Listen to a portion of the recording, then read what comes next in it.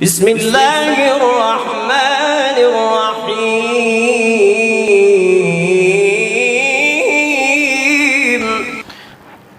ہمارے کام ادھورے کیوں رہ جاتے ہیں؟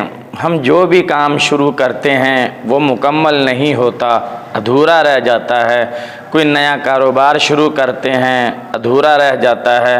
نیا گھر تعمیر کرتے ہیں، وہ جلدی مکمل نہیں ہو پاتا، ادھورا رہ جاتا ہے۔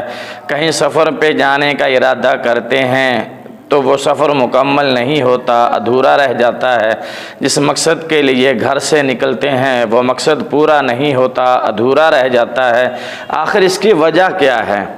اس کے اندر راز کیا ہے؟ اس کے اندر حکمت کیا ہے؟ کیوں ہمارے کام پورے نہیں ہوتے؟ کیوں ہمارے مقصد پورے نہیں ہوتے؟ کیوں ہمارے گھر مکمل نہیں ہوتے؟ کیوں ہمارا سفر پورا نہیں ہوتا؟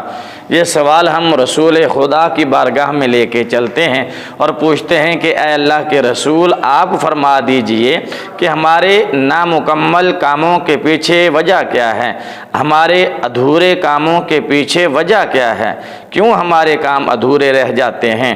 تو رسول خدا صلی اللہ تعالی علیہ وآلہ وسلم نے ارشاد فرمایا، جو بھی اہم اور جائز کام اور نیک کام بسم اللہ شریف کے بغیر شروع کیا جائے وہ ادھورا اور نامکمل رہ جاتا ہے۔ تو معلوم ہوا کہ ہر کام میں اگر بسم اللہ شریف پڑھی جائے، ہر کام کے شروع میں بسم اللہ شریف پڑھی جائے، ہر کام کا آغاز بسم اللہ شریف سے کیا جائے تو اس کام میں اللہ کی رحمت اور برکت شامل ہو جاتی ہے اور وہ کام پایۂ تکمیل تک پہنچ جاتا ہے، مکمل ہو جاتا ہے۔ اور یہ بسم اللہ شریف اس پاک ذات کا نام ہے جس کا دروازہ بہت بڑا ہے، جس کے دروازے پہ پوری دنیا بھی مانگے تو اس کے در سے کوئی خالی نہیں جائے گا، اور اس کی عطا میں کوئی کمی نہیں ہوگی، اور اس کے دینے میں کوئی کمی نہیں ہوگی۔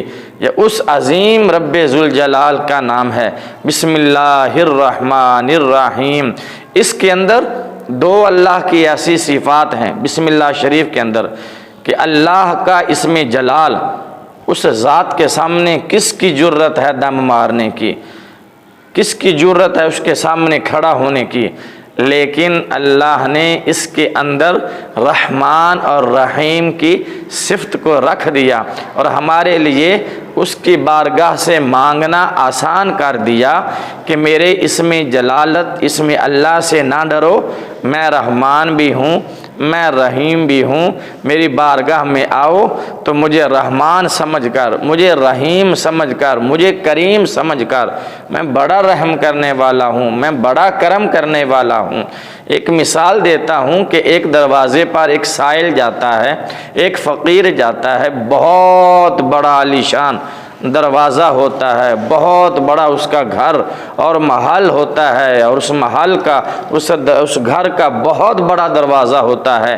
وہ سائل دروازے پہ دستک دیتا ہے، دروازہ کھٹکھٹاتا ہے، اندر سے اس کو جو خیرات ملتی ہے وہ بالکل معمولی سی تھوڑی سی اس کو خیرات ملتی ہے۔ وہ فقیر، وہ سائل، وہ تھوڑی سی خیرات لے کر چلا جاتا ہے۔ دوسرے دن پھر اس کے دروازے پہ آتا ہے، اس عالی شان بہت بڑے دروازے پر، لیکن وہ آتے ہی اس دروازے کو اکھیڑنا شروع کر دیتا ہے، اس کی بنیادیں اکھیڑنا شروع کر دیتا ہے۔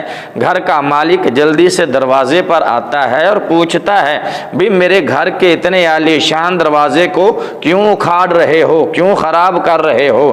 تو مانگنے والے نے، سائل نے، فقیر نے کہا، یا تو اپنی عطا اس دروازے کے برابر کر لو، یعنی جتنا بڑا تیرا دروازہ ہے، جتنا بڑا تیرا محل ہے، یا تو عطا بھی اس محل، اس دروازے کے مطابق کرو، یا پھر اپنا دروازہ اکھاڑ لو، اپنا دروازہ اکھاڑ کے پھینک دو۔ اگر معمولی سی خیرات دینی ہے پھر اتنا بڑا دروازہ لگانے کی کیا ضرورت ہے؟ اتنا بڑا محل بنانے کی کیا ضرورت ہے کہ کوئی سائل، کوئی مانگنے والا، کوئی فقیر اتنے بڑے محل کے اتنے عالی شان دروازے پر آئے اور اس کو معمولی سی خیرات ملے؟ تو اللہ سے یہ ہمیشہ دعا کرنی چاہیے، مولا ہمیں ہماری حیثیت کے مطابق نہ دے، ہم تو گنہگار ہیں، ہماری گنہگاری کے مطابق ہمیں نہ دے بلکہ اپنی غفاری کے مطابق ہمیں عطا فرما، اپنی شان کے مطابق ہمیں عطا فرما۔ تو سبحان ربی الاعلیٰ ہے، سبحان ربی العظیم ہے، تیری ذات عظیم ہے، تیری ذات اعلیٰ ہے، تیری ذات عرفہ ہے، تو دینے والا ہے، بغیر حساب کے دینے والا ہے۔ واللہ یرزق من یشاء بغیر حساب، اللہ جسے چاہتا ہے بغیر حساب کے عطا فرماتا ہے، وہ جسے چاہتا ہے بن مانگے عطا فرماتا ہے، بے حساب عطا فرماتا ہے۔ تو اس رب کائنات کی بارگاہ سے ہمیں اس کی شان کے مطابق مانگنا چاہیے اور یہ عرض کرنی چاہیے مولا تو اپنی شان کے لائق ہمیں عطا فرما، ہماری حیثیت کے مطابق ہمیں عطا نہ فرما بلکہ تو اپنی شان کے لائق ہمیں عطا فرما۔